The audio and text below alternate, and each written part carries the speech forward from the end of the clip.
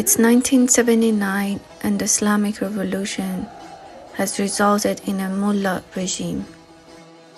Women who had fought against Shah were abandoned soon by their comrades. On the 8th of March 1979, women took it to the streets to fight the misogynistic regime of mullahs. But they were told by their own comrades, now is not the time. There are bigger concerns, like that of unity against imperialism. It became obvious that equality and freedom were empty words. A gender apartheid was established.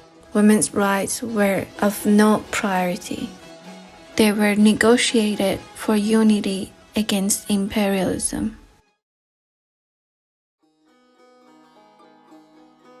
Women's fight against hijab in Iran can be traced back to 1852. Tahir Qurratulain, an advocate of Baha'ism, gave a speech without covering her face with a burqa.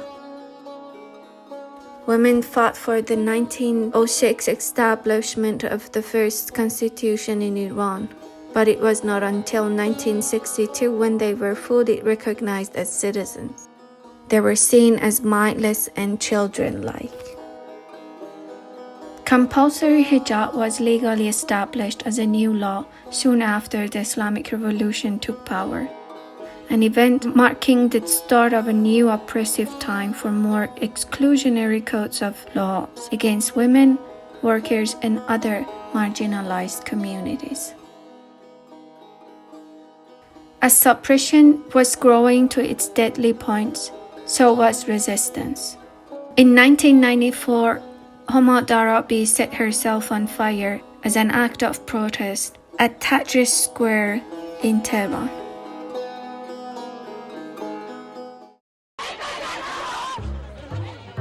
The same patterns of abandonment and trivialization have targeted women in different places. In Tahrir Square, Egypt, women faced brutal attacks and sexual assaults as punishment for having participated in the revolution. Similar incidents of street attacks and sexual violence targeted women in Sudan and Tunisia.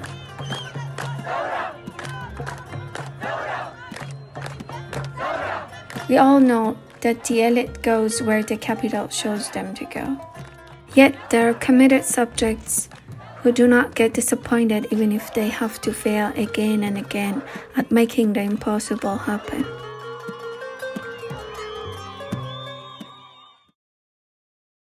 Despite the relentless tides of oppression, the spirit of empowerment surged forth. For over 4 decades, women in Iran have refused to be silenced.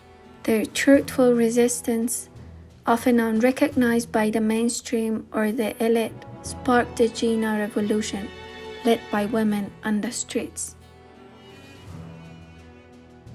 On the 22nd of September 2022, police violence killed a young Kurdish woman named Gina Amini. The state's ceaseless attacks on women's rights outraged women, who rose up to show their frustration with the shameless brutality of the regime against women. Gina's suffering as a Kurdish woman whose name means life was smoothly transferred to every marginalized woman. Jian Azadi soon transcended boundaries and resonated beyond the place of its origin. Women's grassroots movement in Iran has been able to self-reflect and localize its fight, while it has learned and coordinated its aims with the global fight against oppression. We want to underline the value of authentic solidarity, which means we can listen wholeheartedly to the narratives of those who have been marginalized, rendered invisible, and silenced throughout history. These bodies have witnessed tyranny, discrimination, and equality very closely. In pursuit of freedom, equality, and inclusion, We stand with the bodies whose sufferings history usually tends not to record. Today, as the Jina revolution is still happening on a daily basis, we must remember that solidarity is essential. We do not tolerate false representations and marginalizations.